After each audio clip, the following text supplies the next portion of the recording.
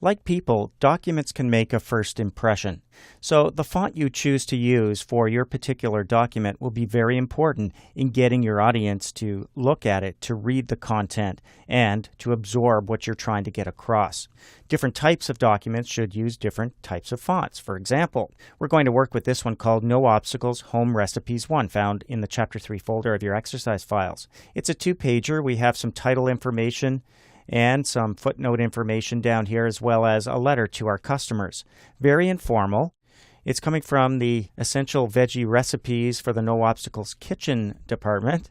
And in this case, we probably don't need the most formal font. However, if we were constructing a legal document, we might not use the font that we're using in this particular document. So let's just take a quick look at the ribbon with the Home tab selected. We'll click the drop down here to take a look at some different fonts. At the very top, you'll see themed fonts. When you choose themes, and we'll be talking about this later on in this title, certain fonts come with the theme, and you'll notice some are better for headings, others better suit the body, or what we would call body text. In our case, we might want to use Calibri Light for our heading, and Calibri a little further down for the letter to our customers. So let's do that.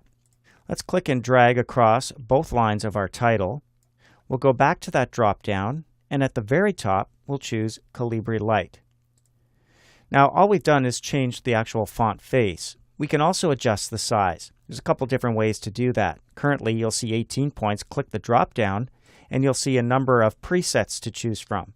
Notice how it jumps by a single point, then it goes into doubles, fours, etc. Let's go to 28. I kind of like that.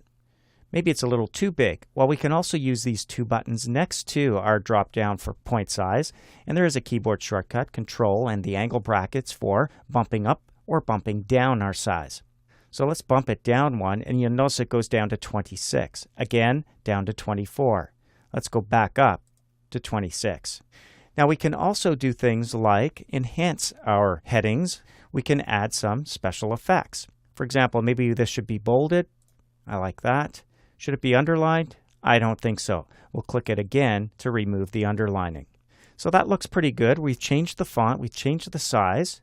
I'm not sure about this TM here, the trademark symbol. If we click and drag over those two, you'll notice that, sure enough, from our font section on the ribbon, we're using something called superscript. But the size is not appropriate. So let's bump just that down now. I'm going to click that drop down, and I'm going to go to, let's try 13. Wait a second, that's not on the list.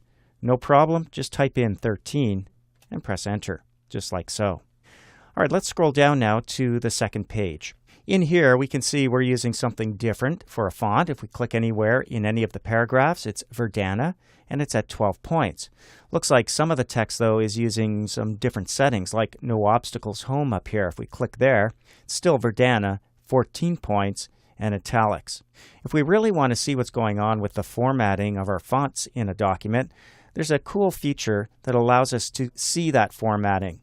Hold down your Shift key and press F1, that is Function key 1. Over on the right, you'll see the Reveal Formatting pane, and you'll see, in this case, obstacles, where our cursor was flashing, as the selected text. Now down below, you can see the formatting. There's the font, there's the size, italic, black, the language. You'll also see paragraph formatting. All of it's visible to us now.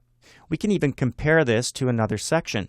So let's click the checkbox, and from here, we can select something else, or just click in the document itself outside of one of those No Obstacles headings. Now in this case, you can see the font difference is 2 points, italics and not italics. Those are the only differences. I like that feature, especially when you get into longer documents with different sections, different formatting. Very handy. When we're done with that, we can just simply close it up by clicking the Close button. All right, so let's make this a little bit easier to read and maybe a little more formal. We'll select everything from Dear Customer to the end, where we see Gerald Leonard. And when we do that, notice we get all of those formatting options at our fingertips in a little pop-up. In other words, we don't have to go back up to the ribbon to start making changes. We can do it right from here. We'll click the drop down. We'll try a different font. Let's go to one that's very popular and formal, Times New Roman. Now, one thing you can do is just scroll all the way down or type the letter T, and you'll go down to the first T on the list. Now, mine happens to be in a recently used section of my font list. But if you want, you can scroll down.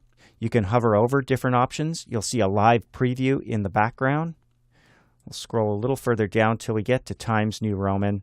There's a preview in the background. We'll click it to select it. Now at this point, you can see it's taking up less space. The size, maybe it should be consistent. So let's go back to our ribbon this time and change the size. We'll make it consistent. We'll click the drop down and we'll choose 12.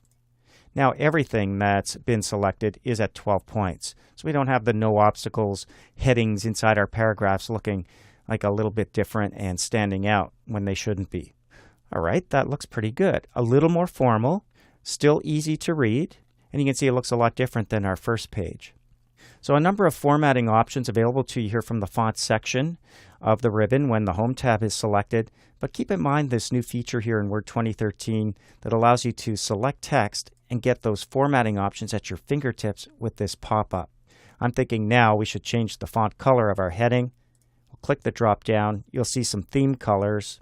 And if you're going to be using themes like we will later on, it's best to use the theme color. So if you change themes, the colors will change. Choose a standard color or one of the 16 million other colors you can choose from more colors, and you'll be stuck with that color even when you change themes. I'm going to go for a nice dark blue at the bottom of the theme colors here in the blue column, and that looks pretty good. We'll deselect by clicking anywhere on the page, and we'll want to save our changes before we continue on.